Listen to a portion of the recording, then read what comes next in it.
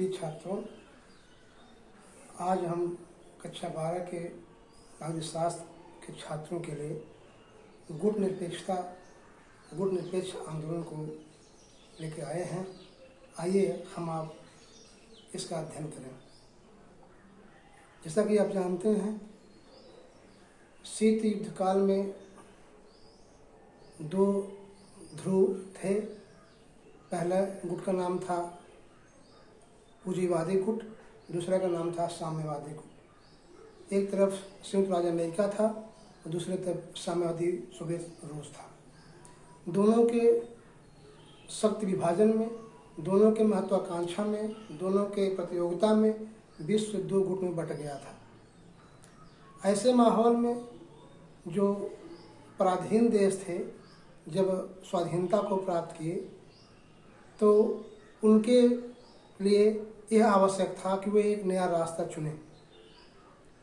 उनका आर्थिक विकास, राजनीतिक स्थिरता दो गुटों के साथ रह करके संभव नहीं था।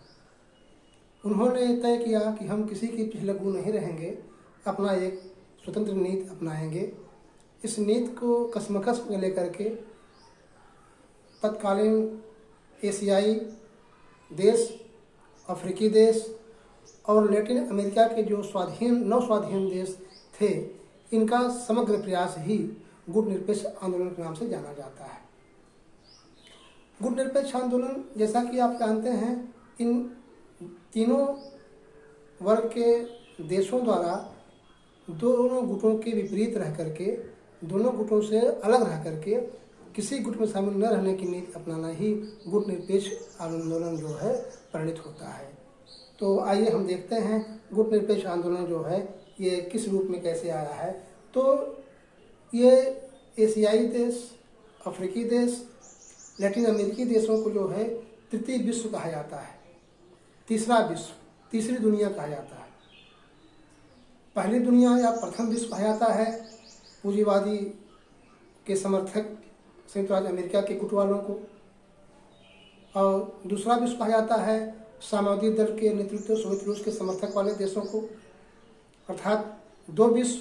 प्रथम विश्व गुट का नाम था, प्रथम विश्व का नाम माना जाता है यूरोपी, जो ये पूंजीवादी के समर्थक थे, जो विकसित देश थे। दूसरा विकसित देश था साम्यवादी रूस के नेतृत्व में। तो यह और तीसरा विश्व माना गया जो नव-स्वाधीन देश थे, जो गरीब थे, जिनकी राजनीतिक स्थिरता जो है नहीं थी। इनको तृतीय विश्व युद्ध गिना जाता है। तृतीय विकासशील देशों को ही तृतीय विश्व युद्ध कहा जाता है, तृतीय विश्व संघ कहा जाता है। तो विकासशील देशों का एक और नया नाम ग्लोबल साउथ है। उनका नाम ग्लोबल साउथ के नाम से जाना जाता है। तो यह जो है गुट निरपेक्ष आंदोलन इन्हीं देशों के जो है आंतरिक नीति और बाहरी नीति को मिला करके जो है देखने को मिलती है। तो इसकी जो है स्थापना, गुट निरपेक्ष आंदोलन की स्थापना 1960 के प्रथम दशक में इसका प्रयास किया गया। 1960 के दूसरे दशक में इसका संगठित प्रयास किया गया। तो 1955 में एशियाई अफ्रीकी देशों के शिखर सम्मेलन में ये विकासशील देशों का एक सम्मेलन था। उस सम्मेलन में अनेक राष्ट्राध्यक्ष आए हुए थे, जिसमें भारत के प्रधानमंत्री जवाहरलाल नेहरू, मिस्र के राष्ट्रपति अब्दुल गयूम नासिर और यूगोस्लाविया के राष्ट्रपति मार्शल टीटो, ये लोग सहभागी थे उसमें। इन लोगों के ने ही गुट निरपेक्ष आंदोलन का जो है आधारशिला उस वांडुंग सम्मेलन में रखा। इंडोनेशिया के वांडुंग शहर में जो सम्मेलन हुआ था, एशियाई अफ्रीकी देशों का शिखर सम्मेलन, उस सम्मेलन में इन त्रिमूर्तियों ने इस आंदोलन का जो है आधारशिला रखा। 1956 में ये लोग पुनः इसके आंदोलन के गठन की बात दोहराई, जिसका प्रबल समर्थन इंडोनेशिया के राष्ट्रपति सुकार्नो और घाना के राष्ट्रपति क्वामे इंक्रुमाह ने इसका समर्थन किया, प्रबल समर्थन किया। परिणामतः 1961 में बेलग्रेड में 25 देशों से ने मिलकर के उसका प्रथम शिखर सम्मेलन संपन्न किया और इसमें सब हस्ताक्षर किए, और तभी से जो है यह गुटनिरपेक्ष आंदोलन के जो है परिणत होती है। तो गुटनिरपेक्ष आंदोलन के बारे में प्रायः कई धारणाएं हैं, इसकी प्रकृति के बारे में स्पष्ट हो जाना ठीक है। तो जैसा कि हम जानते हैं, जर्मनी के तानाशाह हिटलर का मानना था, उसकी यह था कि तटस्थता की कोई कीमत वो नहीं समझता था, उसका कोई मूल्य नहीं था। प्रायः गुटनिरपेक्ष को लोग तटस्थ मान लेते हैं, तटस्थता की नीति मान लेते हैं, लेकिन गुटनिरपेक्ष तटस्थ नहीं है। तटस्थता का आशय यह है कि दो विरोधी विवादों में किसी का पक्ष न लेना ही तटस्थता है।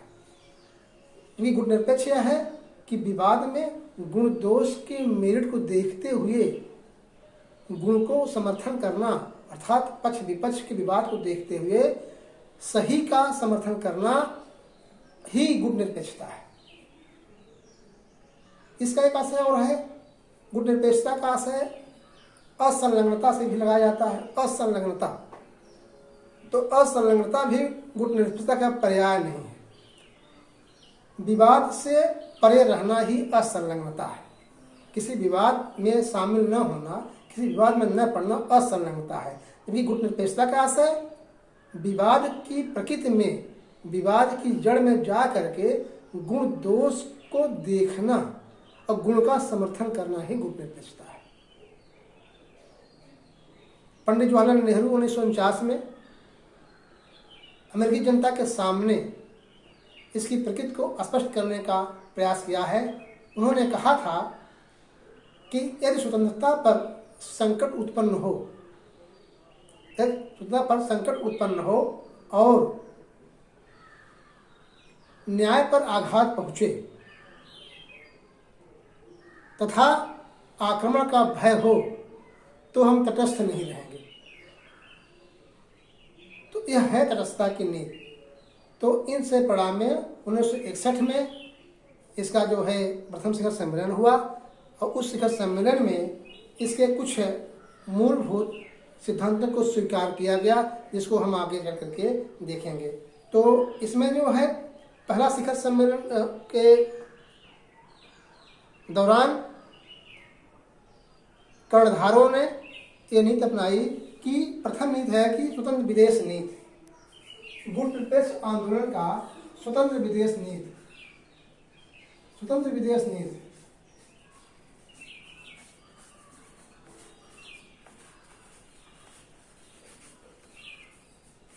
अर्थात दोनों महाशक्तियों का पिछलग्गू न होकर के 9 स्वाधीन देशों ने या विकासशील देशों ने या तीसरी दुनिया के देशों ने यह निश्चित किया गुटनिरपेक्ष आंदोलन के माध्यम से हम जो है अपने आंतरिक और बाह्य नीतियों को बिना किसी दबाव के, बिना किसी गुट के निर्णय करेंगे, जो हम स्वतंत्र रूप से निर्णय करेंगे। यह उन्होंने अपनाया। उनका दूसरा था कि उपनिवेशवाद का विरोध।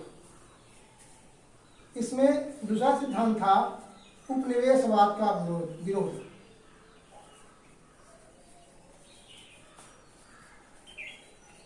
अर्थात जो भी महाशक्ति है, अगर किसी कमजोर देश को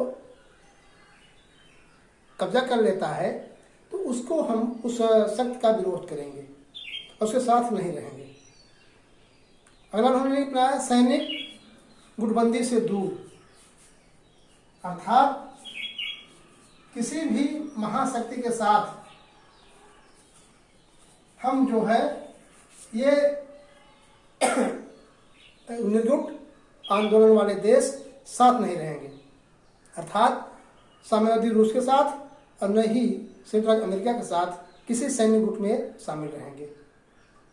अगला इन्होंने नीति अपनाया कि द्विपक्षीय समझौता भी नहीं करेंगे।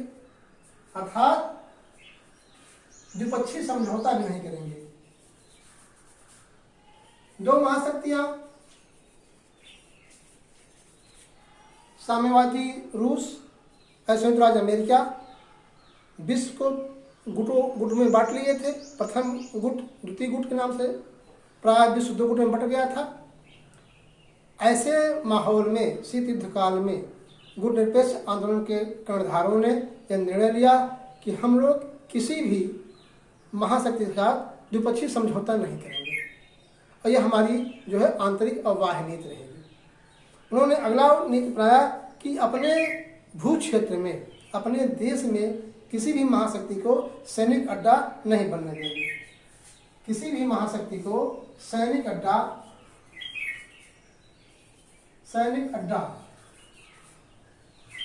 बनने का जो है उसके साथ कोई सहयोग नहीं करेंगे, अपना भू क्षेत्र ही उसको उपलब्ध कराएंगे। यह नीति जो है इंडोनेशिया के बेलग्रेड सम्मेलन में तय किया गया था, जिसमें 5 जो है नीतियों को अपनाया गया था। इसके अलावा समय समय पर इसमें भी परिवर्तन किया जाता रहा है। जैसे आतंकवाद को इसमें शामिल किया गया, ये पर्यावरण असंतुलन के बीच में शामिल किया गया, जलवायु परिवर्तन का विषय शामिल किया गया, वैश्विक मंदी के बारे में जो समस्याएं आई उसमें शामिल किया गया। और इस तरह से जो है गरीब देशों का विकास करने का जो प्रयास था उसमें इसमें शामिल किया गया। तो इस तरह से समय विशेष पर उन 5 मुद्दों के अलावा भी इसमें जोड़ते रहे हैं और यह जो है प्रगति के पथ पर चलता रहा है। इसके अलावा नई अंतर्राष्ट्रीय आर्थिक व्यवस्था के रूप में भी ये गुटनिरपेक्ष आंदोलन में दक्षिण सहयोग के नाम से एक मूवमेंट चलाया गया और यह जो है मूवमेंट कारगर रहा, जिसका 1987 में इसके आयोग के बारे में एक बात विचार हुआ और परिणामतः 1983 में इसका एक दक्षिण आयोग की स्थापना गठन कर दिया गया, जिसमें प्रथम जो है उसके अध्यक्ष हर्मन नॉर्वे के प्रधानमंत्री को, जिनका नाम था हर्मन ब्रगलैंड, उनको बनाया गया। इसलिए जो है दक्षिण आयोग का प्रथम आविर्भाव होता है, इसलिए कि जो विकासशील देश हैं या किसी दुनिया के देश हैं, इनका जो है एक आर्थिक मंच रहेगा। ये विश्व में नई आर्थिक शक्ति के रूप में उभर कर आएंगे, अपना सहयोग करेंगे, अपना योगदान करेंगे और अपना एक अलग जो है रास्ता तय करेंगे। यह जो है इसलिए यह गुटनिरपेक्ष आंदोलन के जो है सिद्धांतों में समय के हिसाब से बदलने की जो है परिपाटी है, क्षमता है। और आइए देखते हैं यह इसका योगदान क्या है, गुटनिरपेक्ष आंदोलन के योगदान क्या है। तो इसके योगदान अनेक हैं। पहला है शीत युद्ध काल में युद्ध की आशंका को कम करना, अर्थात जो शीत युद्ध काल में 2 गुट था, उन 2 गुटों के बीच के तीसरा रास्ता निकालना जो शांति की तरफ जाता हो। इसलिए यह माना जाता है कि गुटनिरपेक्ष आंदोलन शीत युद्ध काल के चरम पर एक नया मूवमेंट ला करके 2 महाशक्तियों को बाध्य कर दिए कि हम जो है शांति की तरफ बढ़ें और शांति का मार्ग अपनाएं। तो इस जैसे तीसरी दुनिया का विकल्प दिया, जिसे जानते हैं 2 दुनिया थी, प्रथम विश्व, द्वितीय विश्व और तृतीय विश्व विकासशील देश को माना जाता था। तो विकासशील देश अपना आर्थिक मंच अलग बनाए और यह जो है विश्व के महाशक्तियों को यह आभास कराया कि हम नान गुट किसी गुट में न रह करके अपना अलग गुट बनाएंगे और अलग से शांति और विकास करेंगे। इसलिए शीत युद्ध काल में गुटनिरपेक्ष आंदोलन महाशक्तियों को समझने के लिए बाध्य किया कि शांति का रास्ता ही अच्छा है। और जैसा कि काहिरा सम्मेलन में गुटनिरपेक्ष आंदोलन का सम्मेलन प्रत्येक 3 वर्ष पर होता रहता है और काहिरा में 1964 में दूसरा सम्मेलन हुआ, जिसमें यह तय किया गया कि महाशक्तियों को कोई भी संबंधित देश जो गुटनिरपेक्ष आंदोलन का देश है अपने देश में सैनिक अड्डे स्थापित करने की जो जगह नहीं देगा। तो यह जो है जाहिर है कि शीत युद्ध काल में जो युद्ध का खतरा था, इन महाशक्तियों के प्रयास से कुछ हल्का हुआ, कुछ कमी आई। अगला इसमें है कि विश्व शांति की स्थापना में सहयोग। विश्व शांति की स्थापना में सहयोग इनका इसलिए माना जाता है कि आणविक अस्त्रों के प्रयोग सीमित परमाणु परीक्षण, परमाणु अप्रसारण और ये विश्व में शांति स्थापना करने का एक सबल प्रयास इन नौ स्वाधीन देशों के दबाव के नाते ही, समर्थन न करने के कारण ही दो महाशक्तियों को लेना पड़ा। इसलिए शांति के प्रयास में गुटनिरपेक्ष आंदोलन का योगदान सराहनीय है। अगला इसमें है स्वतंत्र विदेश नीति। नौ स्वाधीन देशों के पास कई दबाव थे। पहला, महाशक्तियों का दबाव, दूसरा आर्थिक विकास का दबाव, तीसरा राजनीतिक अस्थिरता का दबाव, संसाधनों का दबाव, शिक्षा का दबाव, अनेक तरह के दबाव थे। इन दबावों के बीच में अपनी विदेश नीति तय करना जोखिम भरा कार्य था। सबको संतुष्ट करना भी था, अपना विकास भी करना था। ऐसे माहौल में यह तृतीय विश्व युद्ध एक मंच के माध्यम से, तृतीय विश्व के देश एक मंच के माध्यम से अपना जो है एक प्लेटफॉर्म बनाए, जिसमें इन्होंने अपना मार्ग अलग बनाया, अलग आंदोलन चलाया और अपने बल पर विदेश नीति को तय किए। इसके निर्गुट आंदोलन कहा जाता है। तो ये इन प्रयासों से देखते हैं कि गुटनिरपेक्ष आंदोलन जो है योगदान सराहनीय रहा। गुटनिरपेक्ष आंदोलन के भारत के परिप्रेक्ष्य में समालोचना, गुटनिरपेक्ष आंदोलन की समालोचना, क्या गुटनिरपेक्ष आंदोलन उचित या अनुचित, कितना उचित कितना अनुचित, इसके मापदंड में परखेंगे तो देखेंगे कि इसमें दो बातें आती है आलोचना में कि भारत की विदेश नीति अनिश्चित है। जैसा कि अमेरिका के विदेश मंत्री जॉन फॉस्टर डलेस ने ये कहा था कि भारत की विदेश नीति में अनैतिक माना था। उन्होंने कहा अनैतिक है और यह जो है सिद्धांत विहीन है। तो जाहिर सी बात है गुटनिरपेक्ष आंदोलन के विचार से उस वक्त दो विश्व महाशक्तियां थीं, सोवियत रूस और संयुक्त राज्य अमेरिका। दोनों के गुट के अलावा तीसरा गुट ये लोग बनाए थे। तो भारत भी अलग नेतृत्व कर रहा था, इसलिए अमेरिका के दृष्टिकोण से यह जो है सिद्धांत विहीनता लगती थी और वह हमारी नीति भी अस्पष्ट थी। दूसरा इसमें आलोचना का बिंदु आता है कि भारत की विदेश नीति में सुस्पष्टता या सुसंगतता का अभाव है, अर्थात कथनी और करनी में अभाव है। कथनी करनी क्या? गुटनिरपेक्ष आंदोलन के सिद्धांतों में यह सिद्धांत है कि कोई भी संबंधित देश किसी महाशक्ति के साथ द्विपक्षीय समझौता नहीं करेगा। लेकिन 1971 में पाकिस्तान युद्ध के समय भारत ने सोवियत रूस के साथ सामरिक समझौता किया था। जाहिर सी बात है ये कथनी करने में अंतर है, तो इसलिए इसी आलोचना भी उचित जान पड़ती है। लेकिन इसके प्रसंग में क्या और गुण नहीं है? तो गुणों का अभाव नहीं है। गुणों में हम देख सकते हैं कि 1991 के बाद या शीत युद्ध के बाद उत्तर शीत युद्ध काल में भी आज भी गुटनिरपेक्ष आंदोलन का जो है प्रासंगिकता जो है कम नहीं हुआ है। जैसे इसके महत्व के बारे में हम चिन्हित करेंगे। पहला है गुण दोष के आधार पर विदेश नीति को तय करना। भारत की विदेश नीति किसी भी देश के साथ गुण दोष के आधार को विचार करने के बाद ही तय करता है और उसको अमल करता है। प्रारंभ में देखने को मिलता है सोवियत रूस के साथ 1971 में सामरिक संधि हुआ था, लेकिन वर्तमान विश्व जगत में भारत का झुकाव अमेरिकी राष्ट्र की तरफ उन्मुख है।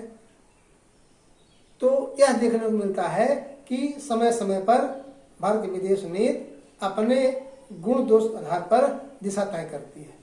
अगला है स्वाभाविक समानता। गुटनिरपेक्ष देशों में एक स्वाभाविक समानता थी कि सभी देश, चाहे एशियाई देश हो, चाहे अफ्रीकी देश हो, चाहे लैटिन अमेरिकी देश हो, ये लोग पराधीनता से, उपनिवेशवाद से छुटकारा पा करके नव स्वाधीन हुए थे।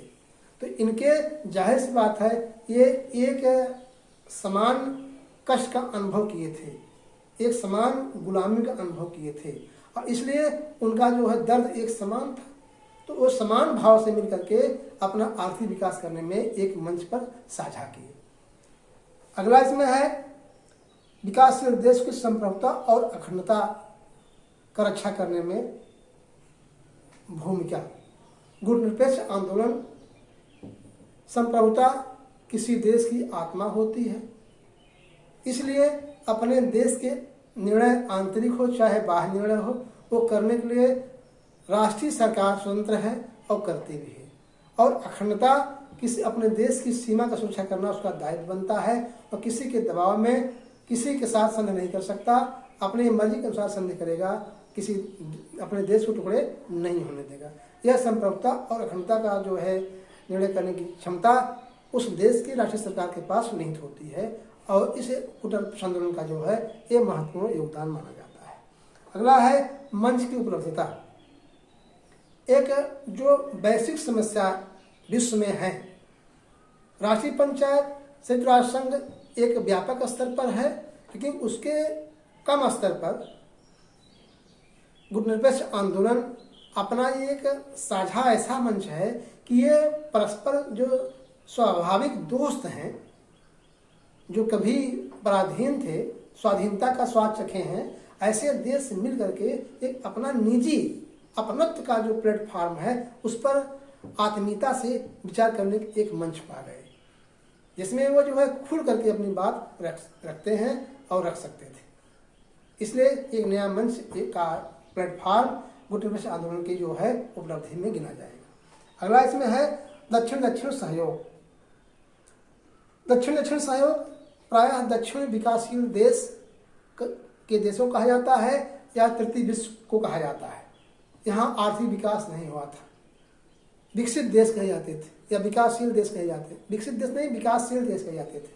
तो इस विकासशील देशों के पास आर्थिक उन्नत करने का प्राकृतिक क्षमता थी, लेकिन उनको दोहन करने की क्षमता नहीं थी, टेक्नोलॉजी नहीं थी, उद्योग नहीं थे।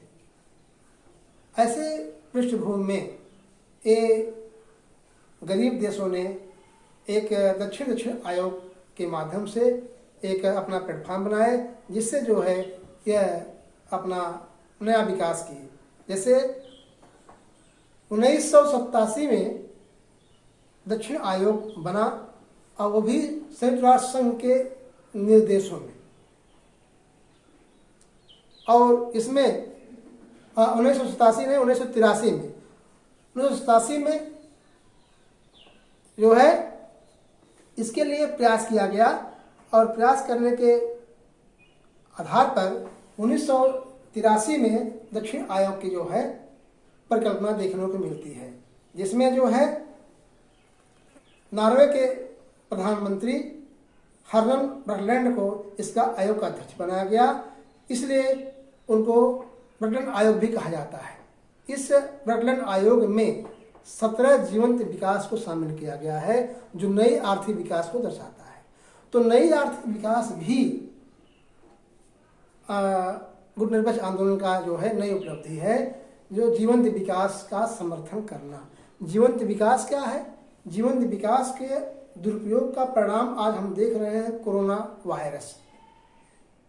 जीवंत विकास है कि प्रकृति के संसाधन सीमित हैं, उसका दोहन ऐसा किया जाए कि आगे आने वाली पीढ़ी के लिए भी छोड़ दिया जाए, यह जीवंत विकास है। उसका दोहन संपूर्ण न किया जाए 100%, अर्थात अपने क्षमता से कम उपयोग करें, आगे आने वाली पीढ़ी को जो है धरोहर के रूप में उस पर्यावरण को सुरक्षित रखें, जिससे मानव का जो है का चक्र जो है बना रहे, नहीं तो नष्ट हो जाएगा, जो हमको देखने को मिलता है। तो यह जीवंत विकास संयुक्त राष्ट्र संघ की निगरानी में और दक्षिण आयोग के माध्यम से 1983 में आयोग का बना।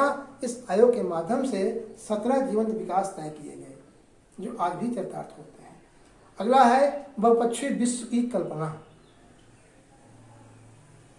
गुटनिरपेक्ष आंदोलन में यह एक संकल्पना, एक धारणा बलवती हुई कि विश्व में शीत युद्ध काल में 2 महाशक्तियां थीं, 1991 काल के प्रभाव से एक महाशक्ति बची संयुक्त राज्य अमेरिका। फिर वर्तमान में बहुपक्षीय विश्व की कल्पना यह गुटनिरपेक्ष आंदोलन के माध्यम से प्रकल्पित होने का जो है रास्ता दिखाई देता है। जैसे ब्राज़ील, चीन, भारत, दक्षिण अफ्रीका, ये जो है नव विकसित देश होने वाले हैं। ये विकासशील देश थे कभी, इन्होंने अपने संसाधन से एक विकास की लंबी रास्ता तय किया है जो आज विश्व व्यवस्था को प्रभावित करने की क्षमता रखते हैं। तो नई विश्व व्यवस्था में इनका भी कद किसी से कम नहीं है। तो गुटनिरपेक्ष आंदोलन के माध्यम से नौ स्वाधीन देशों ने जो चहलकदमी की वह आज मंगल यात्रा से कम नहीं है। इसलिए हम आप भी जो है इसका अध्ययन करते हुए पाठ के अनुसार इसका जो है प्रश्नावली बनाएंगे। आप लोगों से निवेदन करते हैं कि आप लोग भी इसमें जो है प्रश्नावली बना करके व्हाट्सएप के माध्यम से ग्रुप में डालिए, जिससे लगे कि अध्ययन चल रहा है। तो आइए आज हम आपको प्रश्न दे रहे हैं। पहला प्रश्न लीजिए, गुटनिरपेक्ष आंदोलन का प्रथम शिखर सम्मेलन कब हुआ था? वर्तमान में गुटनिरपेक्ष आंदोलन के कितने सदस्य हैं? गुटनिरपेक्ष आंदोलन पर एक संक्षिप्त टिप्पणी लिखिए। तो आज का पाठ इतना ही, और आशा करते हैं आप पढ़ेंगे। फिर कल जो है इस पाठ का शेष अंश और अंतिम पाठ लेकर आएंगे। तब तक के लिए आप लोगों को धन्यवाद।